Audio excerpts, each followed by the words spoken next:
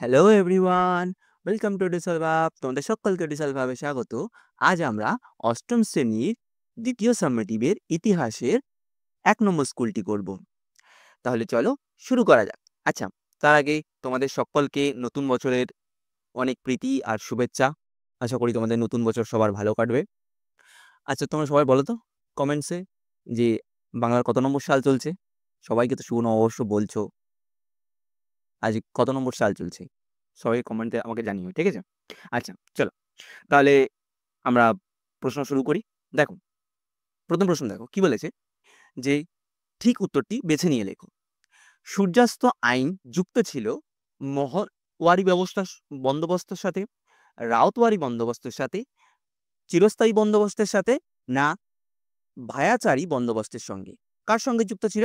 না চিরস্থায়ী বন্দোবস্তের সঙ্গে এই সূর্যাস্ত আইনটা যুক্ত ছিল। আচ্ছা, নেক্সট প্রশ্ন কি বলেছে দেখো।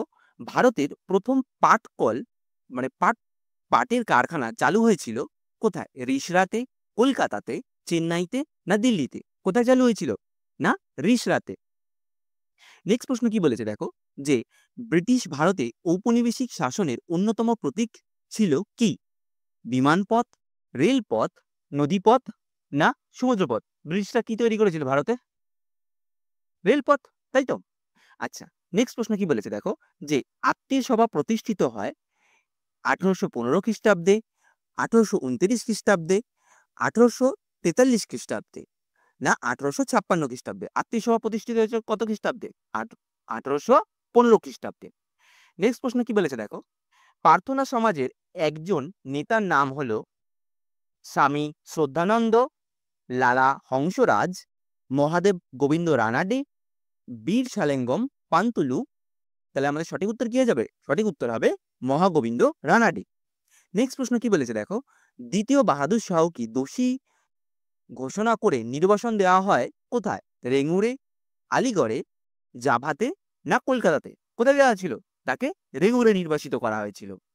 নেক্সট প্রশ্ন কি বলেছে দেখো। স্বরাজ আমার জন্মগত অধিকার, এই উক্তিটা কে বলেছে? অর্থাৎ এই কথাটা কে বলেছে?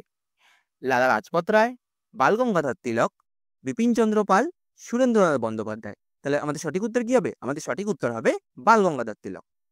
নেক্সট প্রশ্ন কি বলেছে দেখো যে, বেঙ্গলি পত্রিকার প্রতিষ্ঠাতা সম্পাদক কে ছিল? বেঙ্গলি পত্রিকার প্রতিষ্ঠাতা সম্পাদক অর্থাৎ বেঙ্গলি পত্রিকাটা কে করেছিল? সুরেন্দ্রনাথ বন্দ্যোপাধ্যায়, শিশির কুমার ঘোষ, ভূপেন্দ্রনাথ দত্ত, কৃষ্ণকুমার মিত্র? তাহলে আমাদের সঠিক উত্তর কি হবে? আমাদের সঠিক উত্তর হবে সুরেন্দ্রনাথ বন্দ্যোপাধ্যায়। নেক্সট প্রশ্ন কি বলেছে দেখো। জাতীয় শিক্ষা পরিষদ গঠিত হয়েছিল ১৯০৫ খ্রিস্টাব্দে, ১৯০৬ খ্রিস্টাব্দে, ১৯০৭ খ্রিস্টাব্দে, না ১৯০৮ খ্রিস্টাব্দে? জাতীয় শিক্ষা পরিষদ গঠন হয়েছিল ১৯০৬ খ্রিস্টাব্দে। ওকে, আচ্ছা, নেক্সট প্রশ্ন কি বলেছে দেখো।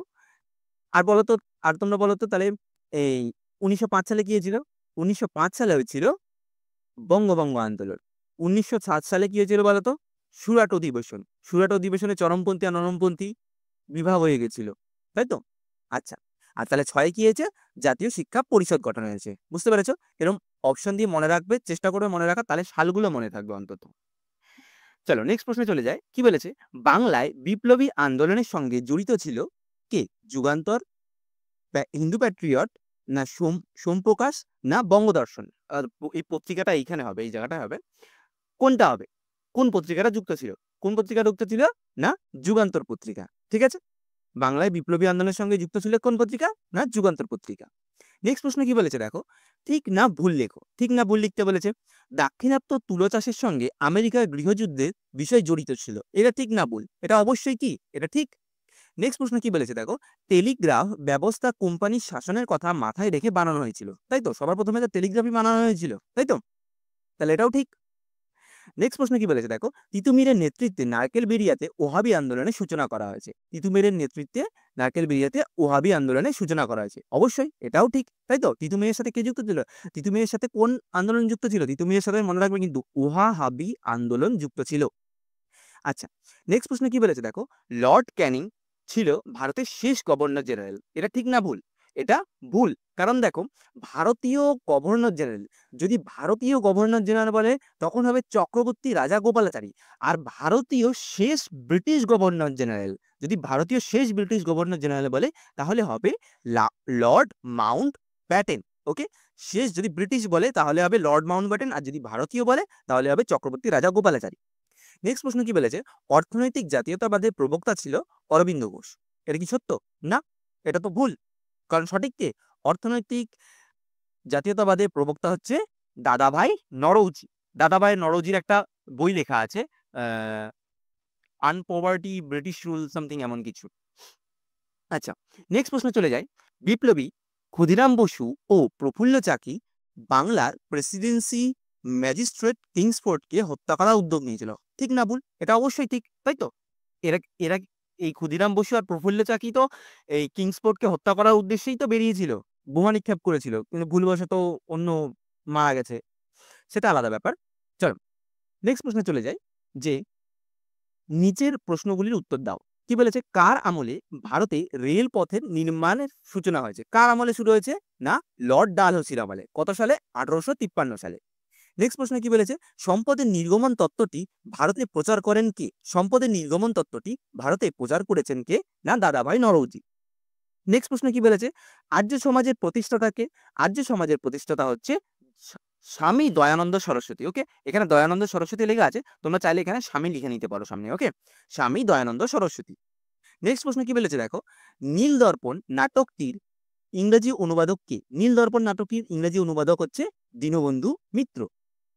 নেক্সট প্রশ্ন কি বলেছে, বঙ্গলক্ষ্মী কটন মিলস কত সালে চালু হয়েছে? বঙ্গলক্ষ্মী কটন মিলস চালু হয়েছিল 1906 সালে।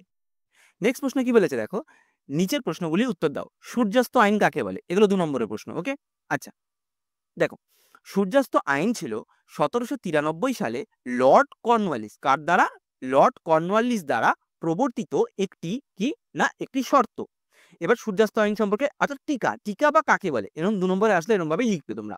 দেখো, সূর্যাস্ত আইনের মধ্যে মানে মূল বক্তব্যটা কি, জমির জমির অধিকার জমির দখলে থাকলেও আসলে সমস্ত জমির চূড়ান্ত মালিকানা ছিল কোম্পানির হাতে। মানে ধরো জমি তোমার, কিন্তু কোম্পানি মানে জমির মালিকানা, অর্থাৎ তুমি হচ্ছে পাপেট একখানা পুতুলের মতন, তুমি সবকিছু করবা কিন্তু কোম্পানি হচ্ছে মালিক। কিন্তু জমির মালিক তুমি, কিন্তু তোমার মালিক হচ্ছে কোম্পানি, এরকম ব্যাপার। তাই নির্দিষ্ট একটি তারিখে সূর্য ডোবার আগে ধার্য রাজস্ব কোম্পানিকে দিতে বাধ্য থাকতো জমিদারেরা। তাহলে কি করতো না, ধরো সূর্য যখন ডুববে তার আগে রাজস্ব দিতে বাধ্য থাকতো কে? না কোম্পানি। কারা থাকতো? না জমিদারেরা থাকতো। কাকে দিতে হবে? না কোম্পানিকে দিতে হবে। এই ব্যবস্থাকে কি বলা হয়? সূর্যাস্ত আইন বলা আসে। আচ্ছা, ওই নির্দিষ্ট তারিখে সূর্য ডোবার আগে পর্যন্ত যদি রাজস্ব কোম্পানিকে জমা না দিতে পারত, তাহলে ওই জমির সম্পত্তি বিক্রি করে রাজস্ব আদায়ের অধিকার ছিল কোম্পানি। অর্থাৎ কি করতো, যেমন সরকারকে এখন বর্তমানে কি হচ্ছে, বর্তমানে যেমন ধরো তুমি সরকারের থেকে লোন নিয়েছো, ব্যাংক থেকে তুমি লোন নিয়েছো, এখন তুমি ব্যাংকে দেখবে অনেকে দলিল জমা দিয়ে দেয়। এবার তুমি যদি লোনটা না শোধ করতে পারো, তখন কি করবে? ব্যাংক তোমার বাড়িটাকে নিলামে বেচে দেবে, বেচে দিয়ে পয়সা তুলে নেবে। বুঝতে পেরেছো? ঠিক সেরকমই ব্যাপার ছিল তখনকার দিনে। তখনকার দিনে জোর জবরদস্তি হতো। আচ্ছা, নেক্সট প্রশ্ন কি বলেছে দেখো, যে অবশিল্পায়ন বলতে কি বোঝো? অবশিল্পায়ন বলতে কি বোঝো? অবশিল্পায়নের সংজ্ঞা নিয়ে মতভেদ থাকলেও বলা যায় যে শিল্পায়নের বিপরীত অবস্থায় হচ্ছে অবশিল্পায়ন। অর্থাৎ কি, শিল্পায়নের বিপরীত অবস্থা মানে কি? মানে শিল্পের অবনতি হচ্ছে। ব্রিটিশ শাসনাধীন ভারতে চিরাচরিত ও ঐতিহ্যশালী হস্তশিল্প কুটির শিল্পের ধ্বংস সাধনকেই মূলত কি বলা হয়? না অবশিল্পায়ন বলা হয়। অবশিল্পায়নের ফলে কি হয়? কর্ম কর্মহীনতা তৈরি হয়। কর্মহীনতা মানে কি? মানে কাজ কাজ হয় না। অবশিল্পায়ন হলে কি কাজ হবে না। এখন বর্তমানে চারিদিকে দেখতেই পাচ্ছ তোমরা। কুটির শিল্পের ধ্বংস সাধন ঘটে। শহরগুলিতে শ্রীহীনতা দেখতে পাওয়া যায়। আবার ভারতে কাঁচামালের সরবরাহের দেশে রূপান্তরিত হয়েছে। ভারত তখন কি হয়েছে? ভারত জাস্ট শুধু সাপ্লাই জাস্ট মালপত্র পৌঁছে দেবে, আর না ইম্পোর্ট করবে, কিছু ইম্পোর্ট করবে না, না তৈরি করবে, শুধুমাত্র দিয়েই যাবে, লোকটি দিয়েই যাবে, এমন অবস্থা করে ফেলেছিল অবশিল্পায়নে। এক কথায় অবশিল্পায়ন বলতে কি বোঝায়? দেশীয় শিল্পের অবক্ষয়কে বোঝায়। দেশীয় শিল্পের অবক্ষয়কে বোঝায়। ওকে, নেক্সট প্রশ্ন কি বলেছে দেখো, দিকু কাদের বলা হয়? দিকু কাদের বলা হয়? দিকু বলা হয়, এরকম হেডিং দেবে কিন্তু। ওকে, যেহেতু 2 নম্বরের প্রশ্ন, এরকম হেডিং দিয়ে পয়েন্ট করে লিখবে, তাহলে সুন্দর হবে। দিকু উপজাতি এলাকায় বাইরে থেকে আসা মহাজনদেরকে দিকু বলা হয়। দেখো তোমাদেরকে দিকু কাদের বলা হয় এইটুকুনি লিখলেই কিন্তু হয়ে যায়, কিন্তু যেহেতু 2 নম্বরে মার্কস, 2 নম্বর তো তোমাকে 1 লাইন লিখলে দেবে না, তাহলে দিকু সম্পর্কে আরো কিছু লিখতে হবে। তাহলে কি না, উপজাতি এলাকায় বাইরে থেকে আসা মহাজনদেরকে দিকু বলছে। আর সাঁওতাল বিদ্রোহের জন্য এই দিকুর অত্যাচারের দায়ী ছিল। সাঁওতাল বিদ্রোহের জন্য এই দিকুদের অত্যাচারের দায়ী ছিল কিনা সাঁওতাল বিদ্রোহের 4 জন নেতার নামও সাথে করে লিখে দেবে, সিধু, কানহু, চাঁদ আর ভৈরব। ওকে, আচ্ছা নেক্সট প্রশ্নে চলে যাই। দেখো কি বলেছে, সংক্ষিপ্ত প্রশ্নের উত্তর দাও। এগুলো হচ্ছে 3 নম্বরের প্রশ্ন। ওকে, এগুলো টিকার মতন, অর্থাৎ টিকাই বলেছে এখানে। ধরো এখানে যদি বলতো 3 নম্বরের প্রশ্ন দিয়ে সম্পদের বহির্নির্গমন কি বা সম্পদ নির্গমন কি, একই উত্তর হতো। ওকে, 3 নম্বরের প্রশ্ন কিন্তু পয়েন্ট করে করে লিখবে। ইতিহাস অলওয়েজ পয়েন্ট করে করে লিখবে, ব্যাখ্যা করে লিখবে, সহজ ভাষায় লিখবে, তাহলে বুঝতে পারবে। উপনিবেশ, দেখো সম্পদের বহির্নির্গমনে কি বলেছে, উপনিবেশ হিসাবে ভারতের সম্পদকে ব্রিটেনে নানাভাবে স্থানান্তরিত করা হয়। মানে ভারতবর্ষ থেকে যত সম্পত্তিগুলো ছিল, সম্পত্তি বলতে কি সোনা দানা খাওয়ার দাওয়ার সব নিয়ে, এই যে ব্রিটিশরা ভারতবর্ষে রেলপথ নির্মাণ করেছিল কেন, তার কারণই হচ্ছে যাতে ভারত থেকে জিনিসপত্র সব নিয়ে ব্রিটেনে। কত পার্সেন্ট জিডিপি ভারতবর্ষ থেকে তখনকার দিনে, কত 45 ট্রিলিয়ন ট্রিলিয়ন ডলার তখনকার নিয়ে ভারত থেকে নিয়ে চলে গেছে। ভারতকে তখনকার দিনে সোনার পাখি বলা হতো। কি করেছে, ব্রিটিশরা সব নিয়ে চলে গেছে। এই জন্য ব্রিটিশদেরকে এখনো অনেকেই দেখতে পারে না। এখনো ওরা মানে রেসিজমের উপর ওরা বিশ্বাসী আর কি, যে তুমি অন্য জাতের, তুমি অন্য জাতের, এরকম। আচ্ছা নেক্সট পয়েন্ট কি বলেছে দেখো, যে প্রেক্ষাপট, প্রেক্ষাপটে কি বলেছে, যে পলাশির যুদ্ধের জয়ের পর ব্রিটিশ কোম্পানি ভারতের সম্পদকে ব্রিটেনের স্বার্থে ব্যবহার করতে শুরু করে। দেখেছো, পলাশির যুদ্ধের পরে কি করছে, ব্রিটিশ কোম্পানি ভারতের সম্পদকে ব্রিটেনের স্বার্থে ব্যবহার করতে শুরু করে। ভারত থেকে প্রচুর অর্থ আর সম্পদ কোম্পানি ব্রিটেনে চালান করে, ব্রিটেনে নিয়ে চলে যাচ্ছে সব। কিনা সংজ্ঞা, এই সম্পদ বহির্নির্গমনের সংজ্ঞা। ওকে, সংজ্ঞা কি না, ঔপনিবেশিক ভারতের সম্পদ ব্রিটেনের চালানো হওয়াকেই বলা হয় সম্পদের বহির্নির্গমন। দেখো লাইনগুলো প্রত্যেকটাই একই, হিসাব করলে ভালো করে তুমি লক্ষ্য করো। উপনিবেশের ভারতের সম্পদকে ব্রিটেন ভাবে নানাভাবে স্থানান্তরিত করা হতো। পলাশির যুদ্ধের পরে ভারত থেকে ব্রিটেন কি করতো, সম্পদ নিয়ে নিজের দেশে চলে যেত। সংজ্ঞাতেও সেরকম। এবার ইতিহাসের কি বলতো, যেইগুলোর পয়েন্টগুলো ছোট হয় সেগুলো চেষ্টা করবে বিভিন্ন লাইনকে মানে একটুখানি বড় করে নেবে। একই মানে মূল বিষয়টা একই থাকবে, কিন্তু চেষ্টা করবে একটু বড় করে লেখার, তাহলে লেখাটাও বড় হয়ে যাবে, স্যারেরও পড়তে ভালো লাগবে। আর পরিমাণ, পরিমাণ কিরকম পরিমাণে নিয়ে যেতে, দেখো এক ব্রিটিশ অধিকারের বক্তব্য থেকে জানা যায় ভারত থেকে বছরে 2 থেকে 3 কোটি স্টার্লিং। স্টার্লিং মানে কি বলতো, স্টার্লিং মানে তখন, স্টার্লিং মানে হচ্ছে এটা হচ্ছে ব্রিটেনের মুদ্রা, ব্রিটেনের মুদ্রা হচ্ছে স্টার্লিং। ওকে, এখন নয় পাউন্ডে মনে হয় হয়েছে সম্ভবত, পাউন্ড মানে ওয়েটের, সরি, স্টার্লিং হচ্ছে মুদ্রা। তখনকার দিনে 2 থেকে 3 কোটি বছরে, এক বছরে 2 থেকে, তখনকার দিনে 1 টাকা দাম মানে বুঝতে পারছো কত ছিল। আর বছরে 2 থেকে 3 কোটি নিয়ে চলে যেত, সম্পদ ব্রিটেনে যেত। 19 শতকের দ্বিতীয়ার্ধে নাগাদ ভারতীয় জাতীয় আয়ের 6% এবং জাতীয় সঞ্চয়ের 1/3 অংশ সম্পদ নির্গত হয়ে যেত। বুঝতে পেরেছো? আচ্ছা নেক্সট কি বলেছে দেখো, যে জ্যোতিবা রাও ফুলে, জ্যোতিরাও ফুলে বা জ্যোতিবা রাও ফুলে, টিকা লিখতে বলেছে। পরিচয়, ভূমিকা, কি করেছে, ব্যাস এগুলো লিখলেই চলবে। দেখো জ্যোতিবা রাও ফুলে কি ছিল, জ্যোতিবা রাও ফুলে 19বিংশ শতাব্দীর একজন বিশিষ্ট সমাজ সংস্কারক, যিনি জাতিভেদ প্রথা ও লিঙ্গ বৈষম্যের বিরুদ্ধে সংগ্রাম করে ভারতীয় সমাজের গুরুত্বপূর্ণ পরিবর্তন এনে দিয়েছিলেন। এনার একটা সিনেমাও আছে জ্যোতিবা রাও ফুলের, তোমরা চাইলে দেখতে পারো, সিনেমাটা খুব ভালো।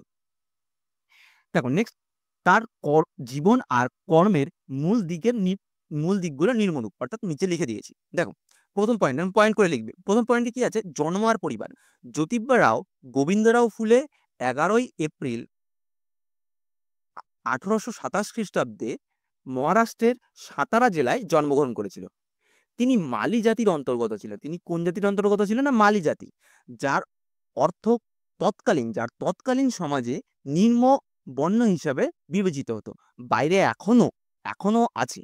আমি কিছুদিন আগে মহারাষ্ট্রে গেছিলাম, তখন আমি গিয়ে দেখেছি যে এখনো রেসিজম হয় ওখানে, যে জাতপাত নিয়ে, তুই শূদ্র, তুই এই, তুই সেই, এরকম। আচ্ছা নেক্সট পয়েন্টে দেখো কি বলেছে, যে শিক্ষার প্রভাব। শিক্ষার প্রভাবে কি বলেছে, তিনি স্কটিশ মিশন হাই স্কুলে এবং পুনেতে পড়াশোনা করে Thomas pain the rights of the man পড়ে তিনি গভীরভাবে প্রভাবিত হন। যে বুক পড়ে মোটিভেশন পায় না, তখনকার দিনে তিনি এই বইটা পড়ে মোটিভেশন পেয়েছেন, অর্থাৎ প্রভাবিত হয়েছে। সমাজের ন্যায় প্রতিষ্ঠার জন্য তিনি কাজ করতে শুরু করেছেন। তখন তিনি সমাজের যে এই উঁচু নিচু জাত এইটার বিরুদ্ধে তিনি প্রতিবাদ করতে বা আন্দোলন করতে শুরু করেছেন। দেখো, নারী শিক্ষা ও সাবিত্রীবাই ফুলে। এই সাবিত্রীবাই ফুলে কে ছিল বলতো? সাবিত্রীবাই ফুলে ছিল তা এনার স্ত্রী, জ্যোতিবারাও ফুলের স্ত্রী। 1848 খ্রিস্টাব্দে তিনি আর তার স্ত্রী সাবিত্রীবাই ফুলে পুনেতে একটি ভারতের প্রথম বালিকা বিদ্যালয় প্রতিষ্ঠা করেছেন। ভারতে একটা প্রথম বালিকা বিদ্যালয় প্রতিষ্ঠা করেছেন। 4 নম্বর পয়েন্ট কি? সত্যশোধক সমাজ। সত্যশোধক সমাজের প্রতিষ্ঠাতা কে? জ্যোতিবারাও ফুলে, তাই তো বলো তোমরা। 1873 খ্রিস্টাব্দে তিনি সত্যশোধক সমাজ প্রতিষ্ঠা করেন, যার উদ্দেশ্য ছিল জাতিভেদ প্রথা বিলাপ এবং নির্বর্ণের মানুষের অধিকার প্রতিষ্ঠা করা। ওকে। সাহিত্যকর্ম। দেখো, সাহিত্যকর্মের মধ্যে অর্থাৎ তিনি কি কি করেছেন? সাহিত্য, তিনি গোলামগিরি, শ্বেতকাচার্য আসুদ প্রভৃতি গ্রন্থ রচনা করেছেন, যা ব্রাহ্মণবাদ ও সামাজিক শোষণের বিরুদ্ধে তীব্র প্রতিবাদ জানায়। বুঝতে পেরেছ? তারপরে শেষে এটা হচ্ছে তোমার উপসংহারের মতন। জ্যোতিবারাও ফুলে জীবন ও কর্ম তার ভারতের সমাজ সংস্কারের গভীরভাবে প্রভাব ফেলেছে। তিনি নারী শিক্ষা, জাতিভেদ প্রথার বিলোপ, নিম্নবর্ণের মানুষের অধিকারের প্রতিষ্ঠায় অগ্রগণী ভূমিকা পালন করেছেন। বুঝতে পেরেছো? এরকম ভাবে পয়েন্ট করে লিখবে। দেখো, আমি এখানে 5টা পয়েন্ট লিখেছি, তোমরা 3টে পয়েন্ট লিখতেই পারো। 3টে পয়েন্ট লিখবে, আর এই পয়েন্ট এই লাস্টের যে তোমার এই উপসংহারটা দেওয়া আছে এইটুকুনি লিখলেও হবে। বুঝতে পেরেছো? কিন্তু চেষ্টা করবে দেওয়ার, ভালো করে দেওয়ার, গুছিয়ে দিলে স্যারেরও ভালো লাগবে, না ছেলেটা জানি।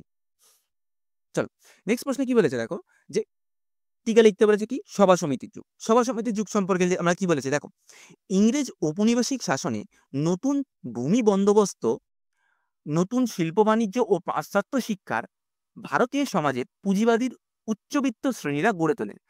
তারা শ্রেণীর স্বার্থ রক্ষার জন্য বিভিন্ন সভা সমিতির প্রতিষ্ঠায় উদ্যোগী হয়েছিলেন। সভা সমিতি সমূহ কি বলেছে দেখো, 1836 খ্রিস্টাব্দে বঙ্গভাষা প্রকাশিকায় কিনা না সভা প্রতিষ্ঠার মধ্যে দিয়ে সূচনা হয়েছিল। এই সভা সমিতিটা কি না বঙ্গভাষা প্রকাশিকা দিয়ে, এই প্রকাশিকাটা দিয়ে এই সভা সমিতিরা শুরু হয়েছিল, এবং 1855 খ্রিস্টাব্দে জাতীয় কংগ্রেসের প্রতিষ্ঠার মধ্যে দিয়ে এই সভা সমিতির যুগটা শেষ হয়েছিল। এই যুগের উল্লেখযোগ্য সভা সমিতিগুলো কি কি ছিল? ব্রিটিশ ইন্ডিয়ান অ্যাসোসিয়েশন, পুনার সার্বজনিক সভা, বোম্বাই নেটিভ অ্যাসোসিয়েশন, মাদ্রাজের মহাজন সভা, কলকাতায় ইন্ডিয়ান লীগ ও ইন্ডিয়ান অ্যাসোসিয়েশন। তারপর প্রতিষ্ঠিত হয় ভারতের জাতীয় কংগ্রেস। ভারতের প্রত্যেকটি প্রেসিডেন্সি শহর ও অন্যান্য শহরে এই সময় কি হয়েছে? বহু রাজনৈতিক প্রতিষ্ঠান গড়ে ওঠে। ওঠার ফলে কি হয়েছে না, অধ্যাপক অনিল শীল এই সময়কালকে কি বলেছে না সভা সমিতির যুগ বলে অভিহিত করেছেন। এই প্রশ্নটা আসে যে সভা সমিতির যুগ বলে কে অভিহিত করেছে? অনিল শীল। ওকে, আচ্ছা, এটাই হচ্ছে এটা টিকা। ঠিক আছে, চলো নেক্সট প্রশ্নে চলে যায়। কি বলেছে দেখো, এগুলো বড় প্রশ্ন, 5 নম্বরের প্রশ্ন। এবার দেখো, সতীদাহ প্রথা বিরোধী আন্দোলনে রাজা রামমোহন রায় আর বিধবা বিবাহ প্রবর্তনে বিদ্যাসাগরের অবদান লিখতে বলেছে। দেখো, প্রথমে লিখবে কি না সতীদাহ প্রথা আন্দোলনে রাজা রামমোহন রায়। সতীদাহ প্রথা রোধে লক্ষ্যে রাজা রামমোহন রায় তীব্র আন্দোলন করে তোলেন। যে উপায়ে তিনি এই লড়াই চালান তা হলো ধর্মশাস্ত্রের ব্যাখ্যা। দেখো কি বলেছে, এরকম পয়েন্ট করবে, কিন্তু পয়েন্ট করে করে উত্তর লিখবে। রামমোহন বিভিন্ন ধর্মশাস্ত্র ব্যাখ্যা করে, এই রামমোহনটা একটুখানি মনে হচ্ছে যেন নাম সম্বন্ধ, তোমরা যেটা রাজা রামমোহন লিখবে। ঠিক আছে, এই জায়গাটাতে রাজা ঢুকাবে। ওকে, এটা মানে উনি তো একজন মহান ব্যক্তি, ওনাকে একদম নাম ধরে রাখা হচ্ছে, এই জায়গাটা তোমরা রাজা ঢোকাবে। ওকে, রাজা রামমোহন বিভিন্ন ধর্মশাস্ত্র ব্যাখ্যা করে প্রমাণ করেন যে সতীদাহ প্রথার ধর্মবিরুদ্ধ।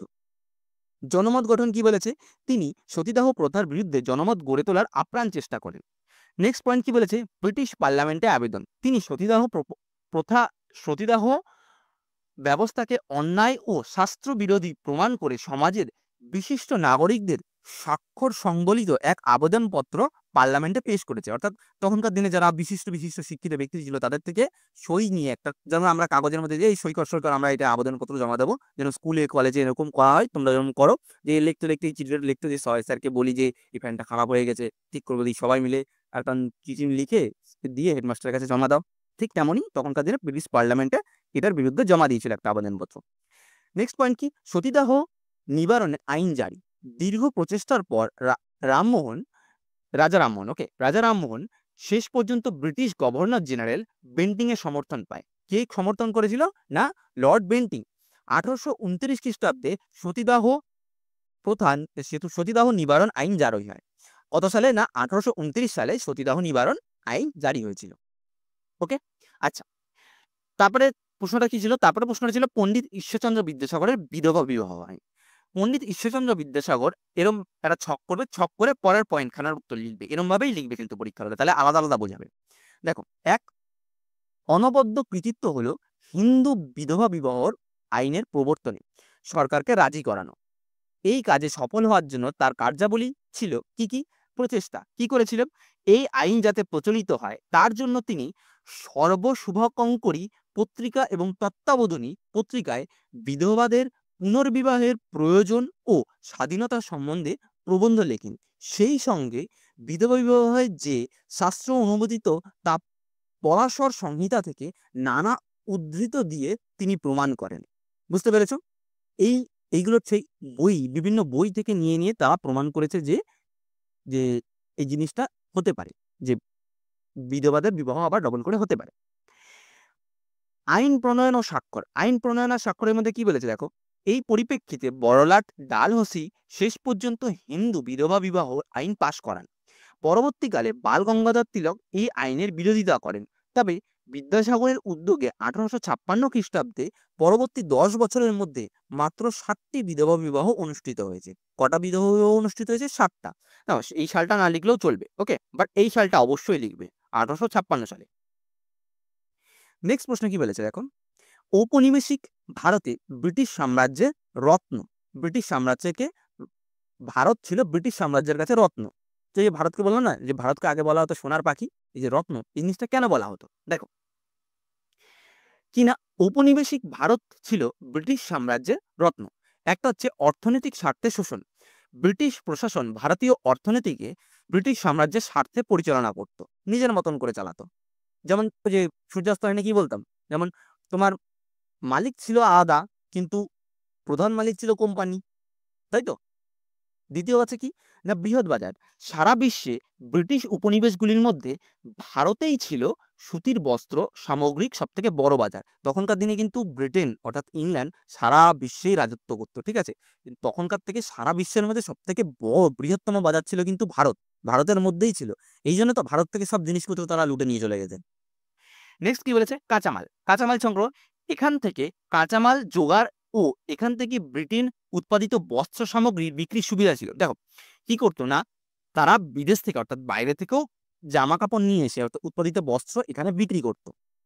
কারণ তখনকার সময় তো ইংল্যান্ডের অনেক লোক এখানেই বসবাস করত, সেভাবেই তো তারা শাসন করতো, তো না তারা ব্রিটেন থেকে শাসন করতে পারবে। হ্যাঁ, রাজা রানী ওখানে ছিল, প্রধানমন্ত্রী মাঝে মাঝে প্রধানমন্ত্রী ওখানে ছিল, তারা কোম্পানিকে পাঠিয়ে দিয়েছিল। কোম্পানি তারা তো প্রথমে এখানে ব্যবসা বাণিজ্য করতেই এসেছিল, ব্যবসা বাণিজ্য করতে করতে এসে এসে এসে এসে আসল রূপ ধারণ করেছে, রাজত্ব করতে শুরু করে দিয়েছে। আচ্ছা, নেক্সট কি বলেছে দেখো, রেলপথ আর যোগাযোগ ব্যবস্থা। ভারতের রেল ব্যবস্থা গড়ে তোলার জন্য তোলা হয় শুধুমাত্র ব্রিটিশদের পণ্য পরিবহন সুবিধার জন্য। দেখেছো, ভারতের রেল ব্যবস্থা কেন গড়ে তোলা হয়েছিল? যা পণ্য ব্রিটেনে যদি ব্রিটিশদের কিনা পণ্য পরিবহন সুবিধার জন্য। একই সঙ্গে ভারতের রেল ব্যবস্থায় লোহা ইস্পাতের অনেকটা অংশই আসতো কোথা থেকে? না, ব্রিটেন থেকে আসতো। নেক্সট পয়েন্ট কি না, মুনাফার সুযোগ। রেল রেল ও অন্যান্য খাতে মূলধন বিনিয়োগ করে কোম্পানি প্রচুর পরিমাণে মুনাফা অর্জন করত। সবচেয়ে মূল্যবান উপনিবেশ, তারপর মানে কি সবচেয়ে মূল্যবান উপনিবেশ। এইসব কারণে ব্রিটিশ সাম্রাজ্যে ভারতকে মূল্যবান অর্থাৎ রত্ন বলতো। বুঝতে পেরেছো? আচ্ছা, নেক্সট প্রশ্ন কি বলেছে দেখো, জাতীয় কংগ্রেসের প্রতিষ্ঠার ক্ষেত্রে হিউমের ভূমিকা। হিউমের ভূমিকা কি আছে দেখো, জাতীয় কংগ্রেস প্রতিষ্ঠার ক্ষেত্রে হিউমের ভূমিকা। প্রস্তাবক হিসাবে ভূমিকা। British civilian Alan Octavian Hume জাতীয় কংগ্রেসের প্রতিষ্ঠার প্রস্তাব দিয়েছিল। উদ্দেশ্য কি ছিল? হিউমের কংগ্রেসের প্রতিষ্ঠা করতে চেয়েছিল ভারতীয় শিক্ষিত মধ্যবিত্ত শ্রেণীকে ব্রিটিশ শাসনের অনুগত এবং অসন্তোষ নিয়ন্ত্রণে রাখা। এই কংগ্রেস প্রতিষ্ঠা করা হয়েছিলই কি জন্য? যাতে যারা মধ্যবিত্ত ফ্যামিলি আছে তাদেরকে তারা যেন ব্রিটিশ শাসনের অনুগত অর্থাৎ তাদের কন্ট্রোলে থাকে, আমি যা বলবো তাই করবে। বুঝতে পেরেছো? তখনকার সময় কংগ্রেসটা এরকম ছিল, জাতীয় কংগ্রেসটাকে এই জন্যই প্রতিষ্ঠা করা হয়েছিল। যুব সমাজ 3 নম্বরটা কি বলেছে, যুব সমাজকে আহ্বান। 1 মার্চ 1883 সালে কলকাতায় বিশ্ববিদ্যালয়ের স্নাতকদের উদ্দেশ্যে তিনি একটি খোলা চিঠি লেখেন। সেই চিঠিতে দেশের কল্যাণ ও উন্নয়ন কাজে যুক্ত হওয়ার জন্য তিনি ভারতীয় যুব সমাজকে কি করছে? আহ্বান জানাচ্ছে। বুঝতে পেরেছ? তখনকার যুব সমাজকে আহ্বান করা হচ্ছে যে, "আসো তোমরা এখানে যুক্ত হও। এই জাতীয় কংগ্রেসে যুক্ত হও। তাহলে কি হবে? তাহলে তোমাদের দেশের উন্নয়ন হবে।" তখনকার সময়। আচ্ছা, সেফটি ভাল্ব তত্ত্ব। সেফটি ভাল্ব তত্ত্বে কি বলেছে দেখো, ইতিহাসবিদের মতে হিউমের কংগ্রেসের প্রতিষ্ঠা করে ব্রিটিশ শাসনের বিরুদ্ধে ভারতের ক্ষোভকে নিয়ন্ত্রণে রাখতে, যার সেফটি ভাল্ব তত্ত্ব নামে পরিচিত ছিল। যার সেফটি ভাল্ব তত্ত্ব নামে পরিচিত ছিল।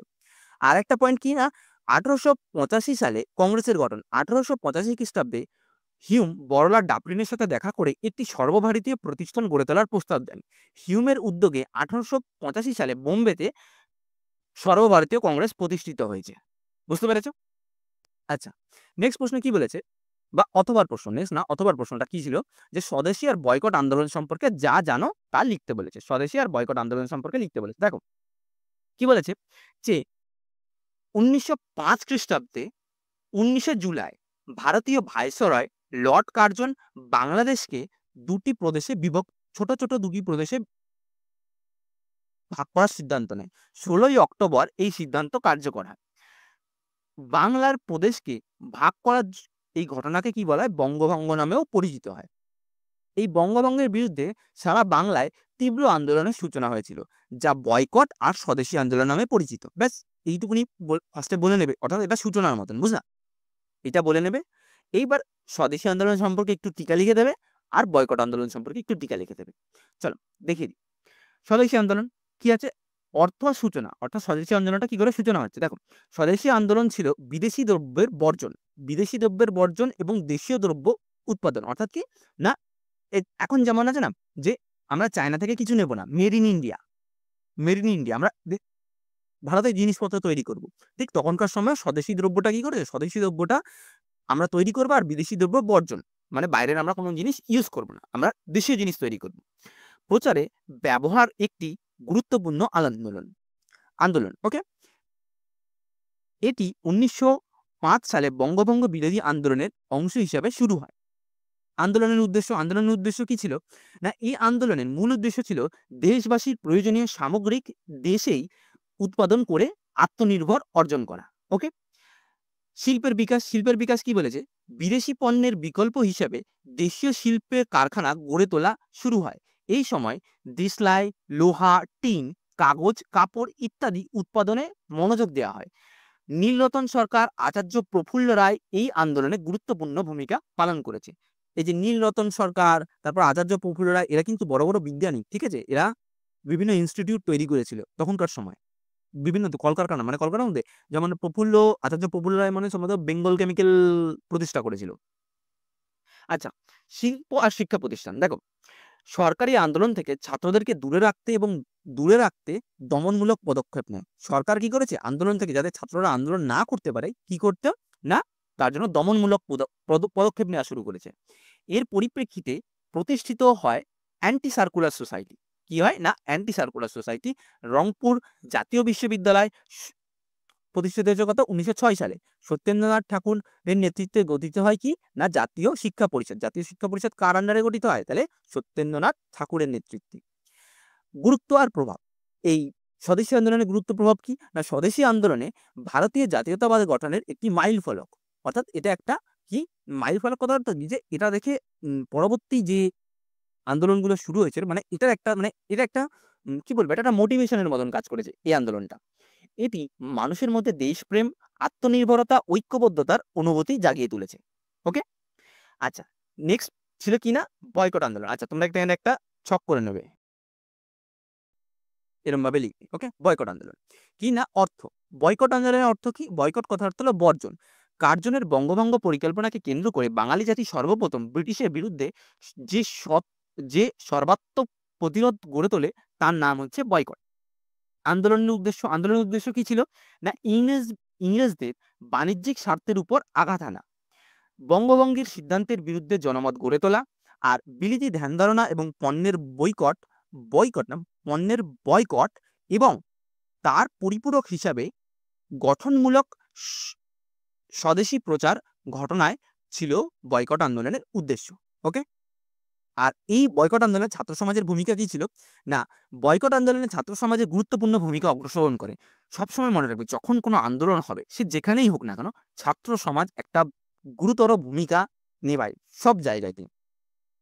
ছাত্র সমাজ বয়কট আন্দোলনে শামিল হয়ে বিদেশি শিক্ষা প্রতিষ্ঠান বর্জন করার শপথ নেয়। কলকাতায় Ripon college, Hindu hostel, town hall ইত্যাদি সব জায়গায় একের পর এক ছাত্রদের সমাবেশ গড়ে ওঠে। বুঝতে পেরেছ? ছাত্র সমাজ বলে না, ছা দেশের ছাত্ররা হচ্ছে, যুব সমাজ হচ্ছে কি না দেশের মেরুদণ্ড। বুঝতে পেরেছ? সারাদিন ফোন ঘাঁটবে, রিলস ঘাঁটবে তাহলে হবে না। একটু দেশের জন্যও ভাবতে হবে। ওকে? আচ্ছা, তাহলে তোমরা বয়কট আন্দোলনটা সম্পর্কে এখান থেকে দেখে নেবে। ওকে? চলো। তাহলে তোমাদের আজকে এখানেই শেষ। আবার দেখা হবে নেক্সট ভিডিওতে।